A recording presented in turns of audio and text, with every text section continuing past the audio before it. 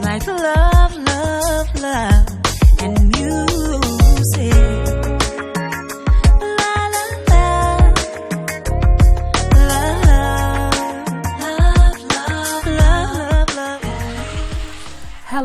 Hello, everyone. Thank you for tuning in. I am Jaylee. This is Jaylee's Corner. This is my late review of Seeking a Sister Wife, Season 1, Episode 6. Is next week the season finale? I can't remember if I saw that or not when I watched it earlier. I hope everyone is having a great day and had a great yesterday, because when you see this, it will technically be yesterday from what I'm talking about. I know it's like 2 o'clock in the morning on Monday, so it's technically Tuesday, but whatever. This particular episode was good, for a couple different reasons. We're going to start with Jeff, Vanessa, and Charisse. Vanessa's coming home from the hospital after having her procedure for the tumor they thought was a pregnancy. She's, of course, happy to be home, to be around her kids, but she's saying that even though she's had this tumor removed, that she basically for the next year will be having to basically watch her health to be sure that it's not cancerous and that it comes back and that it can be deadly.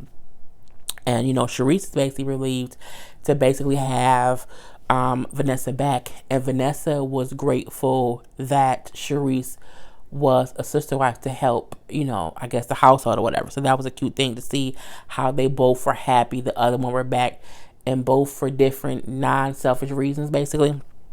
That was cool. We then see the kids basically doing like some little painting art or whatever. And then the phone rings. And then who's on the phone? It was Melina. And she was like, and Charisse answered like, oh my God, hi. So, she talks to her. Charisse is completely shocked that she's calling because the kids, they have not heard from her since she basically did not show up for them. And, she was saying how she wanted to say how she was sorry for not coming, but that she just basically freaked out and didn't come. Saying for her, it was very overwhelming. It felt like it was too much too soon. And so she ended up not coming, but she was so hurt. She was hurt that she didn't show up. And she knew Charisse would be hurt as well. And that's why she just hadn't reached out until this particular time. And then she was asking if she could still come meet them face to face. And Charisse was like, I'm going to have to talk to Vanessa and Jeff about that. And I can, kind of let you know. And then we'll see.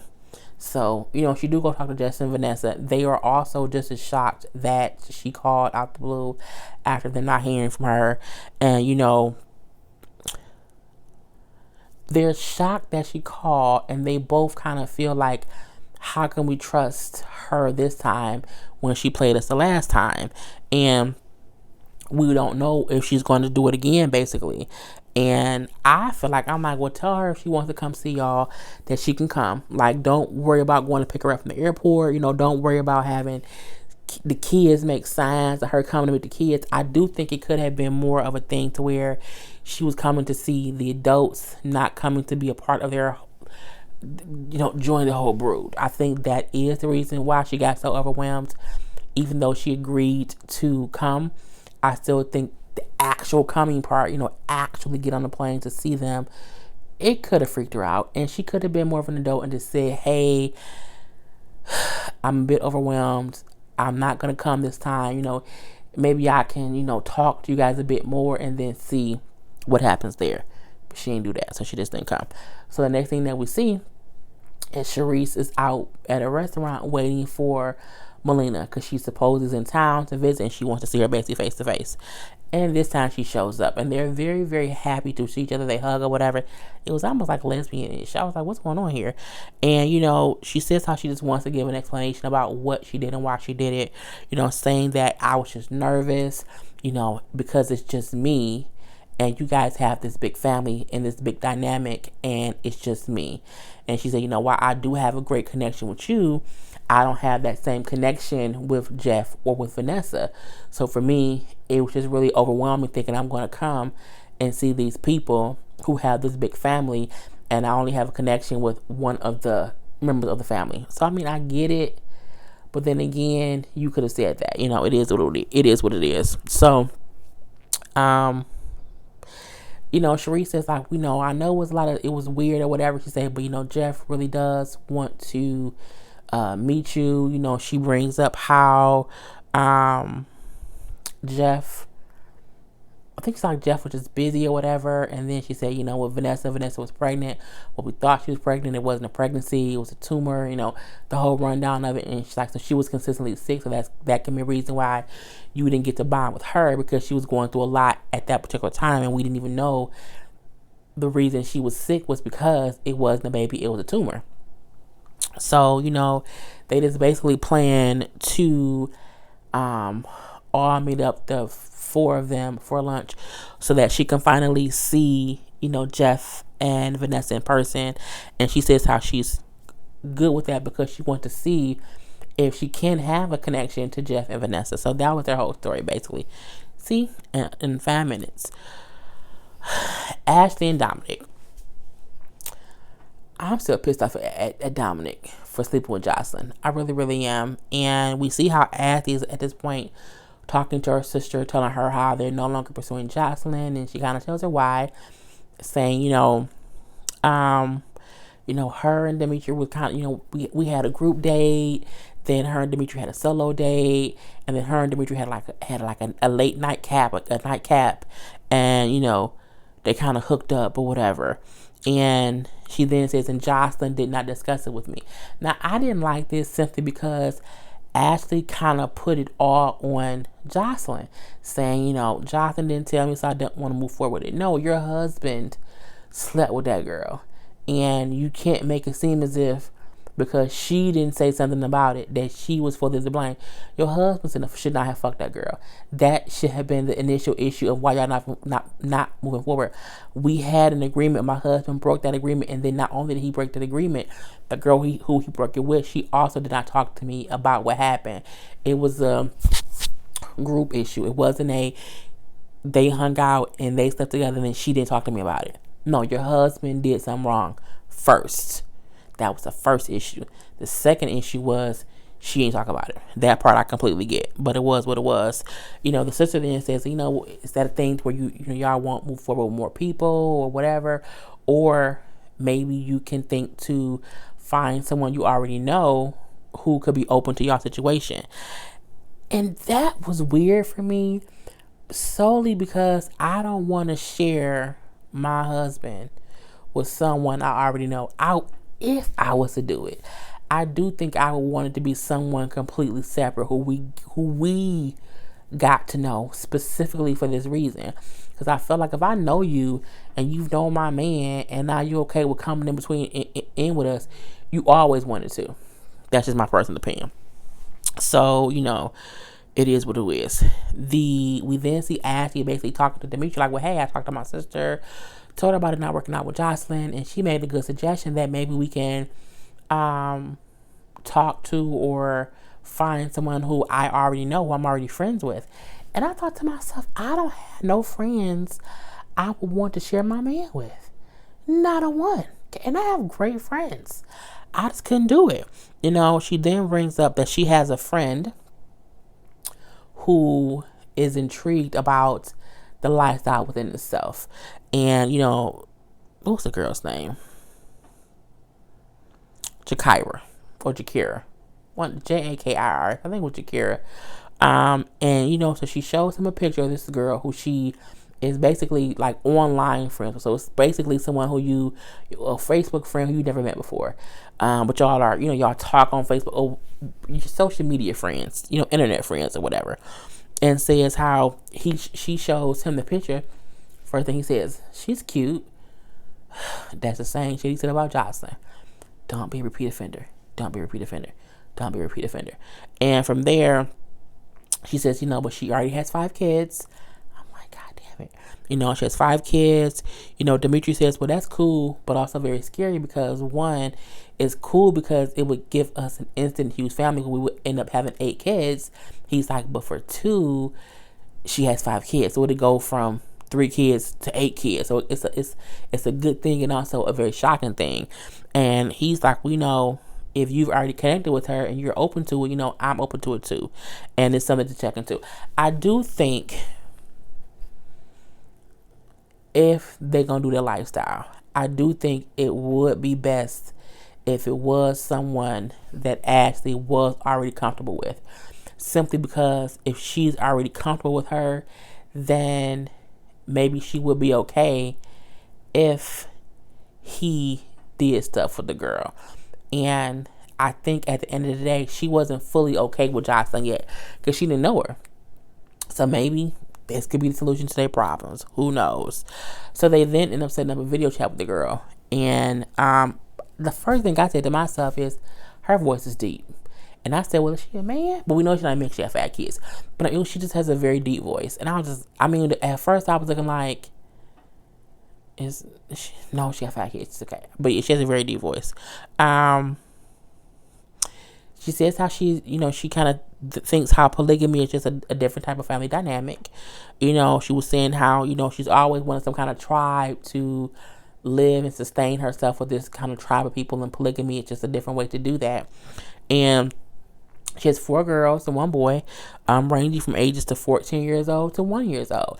And I'm saying to myself, well, like, how many baby daddies do she have? Like, does she have one for all 5 kids? Does she have multiple baby daddies?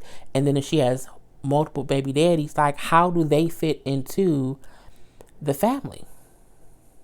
Like, is she a single mom of 5 kids and the father isn't involved? Like, I just wonder how that kind of works, basically. Very fucking confusing. So it was a nice conversation. Ashley says how she likes Shakira because she has experience in life. She's not, 22 and young, dumb, and full of cum. She's older. She's lived a little bit. She has more experience. And I'm comfortable with that. And I'm comfortable with her. And, both Dimitri and Ashley both say that they like her so far. And, again, Ashley likes her because they already have a bond.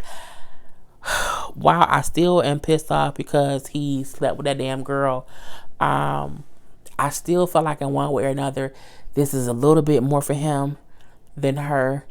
And maybe by now going this route with finding someone she's okay with, it can be a little bit for more for her, because it's someone who would know exactly how she wants to do things, exactly what she kind of wants. And then the bonus is you get to fuck my husband. So, yeah. That was so petty. Lastly but not least, the family of 5. Was it 5? No, 4. Drew, April, Arlie, and Angela are still in the woods. Okay, they still out there camping. And I'm like, y'all need to just go home. Arlie then tells Angela how they can basically share tents instead of Angela having to set up her own tent down the road next to a tree, next to a fox hen, just under the apple orchard or whatever. And we still see how the ladies are kind of all not happy together. We see how Angela's saying how, well, Arlie just sometimes puts on a smile even when things are shitty. I can't do that. I can't fake that energy. And, April is saying, well, I don't see why it takes her 2 hours to feed her son and put him down for a nap. And I'm like, this is just... It was a lot of tense. It was a lot of tense moments, a lot of weirdness. And then it was a moment where they were trying to figure out, they couldn't even agree. Well, they couldn't agree, but there was even a sense of tension between figuring out who would start the fire and who would season the steaks. And I kept on saying, well, who the fuck brings steaks?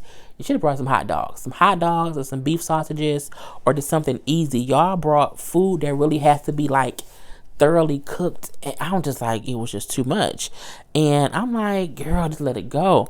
So we see they all kind of bonding over a little bonfire or whatever. They send all the kids to bed or whatever, and then just the adults are talking around a little fire. And I'm like, okay, just a little bit of bond.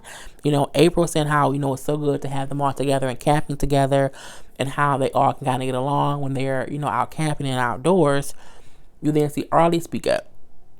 And she's like, I know it can be really tough. I know sometimes that can be kind of difficult or whatever. But, I want you guys to know that I'm always here, and I'm always appreciative for our family dynamic. And, you know, at the end of the day, I love our plural family. I love being in this dynamic. And, you know, even after being upset, I still come back to we're a family unit. It was a really beautiful moment. It was really, really beautiful. And then here comes fucking April, fucking up everything around and saying, you know, well, I don't see that. You know, I hear you saying that, but, you know, I never understood that to be who you are, you know, but it's good to hear you say it. I'm looking like, bitch, did she just, really? Did you really just do that? And she really said that. And Drew was like, you know, we were having a really good time. And then April unintentionally sabotaged the whole flow of the conversation. And she did.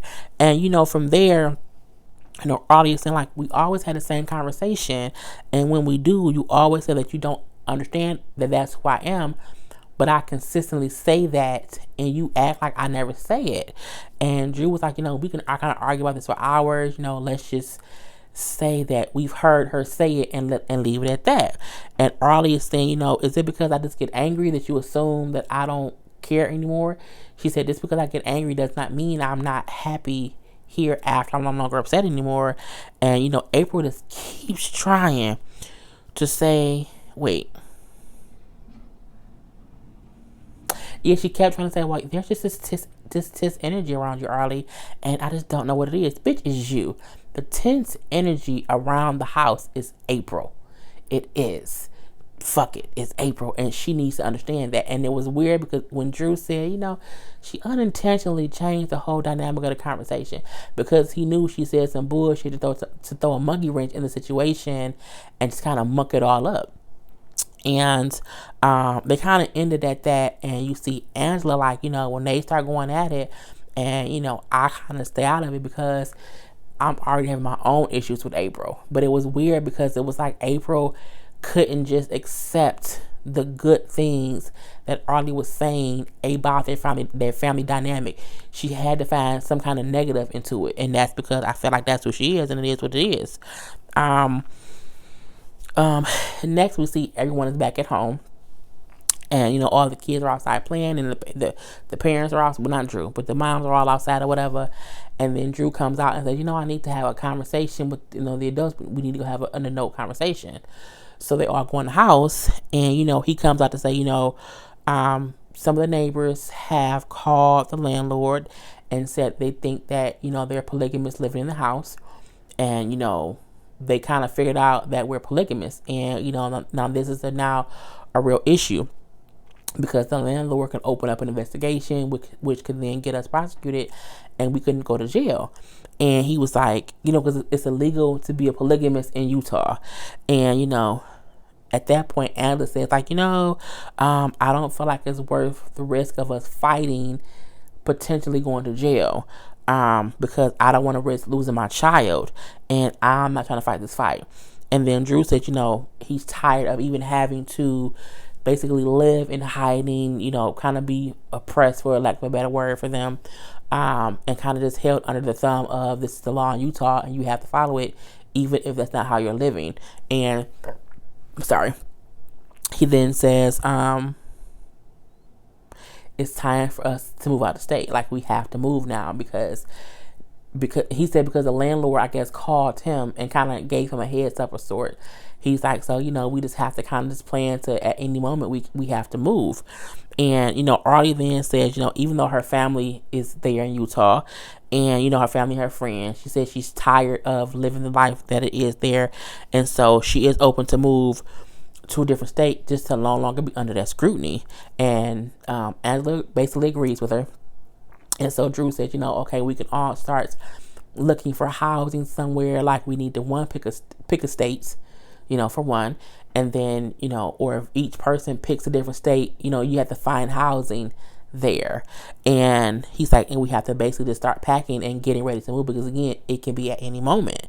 And then here comes April. Well, you know, can we push it off as long as possible? Because, you know, I don't want to move. Bitch, what? And when she said it, everyone looked at her like, did you not just hear him say that we can all literally go to jail? But the reason April said that she did not want to move because she know if they get arrested, she don't get arrested because she's the legal wife. So she faces no consequence. At that moment, anyone who says, I feel so bad for April, she probably did not want to be in this lifestyle. She might not have wanted to be in this lifestyle, but she stayed with this man for an additional 12 years after he told her that he wanted to be a polygamist and he wanted extra wives. You stayed with him. He married the whole second wife, had 6 more kids to her. He married a third wife. You are in this lifestyle. But when she said, can we push it off? I don't want to move. It was a clear-cut line drawn in the sand to where I don't care what happens to y'all. I'm going to stay here because I don't have to move. I won't be under investigation. I won't go to jail. I don't care. And I was like, bitch, April, low down, baby. So I can't wait till the next episode. We do see, them trying to pack up. We do see April continually saying she does not want to move. She does not want to move. She does not want to move. So I can't wait for that particular episode. But other than that, I'm going to end this video here. And I am Jay Lee. This is Jay Lee's Corner. Peace.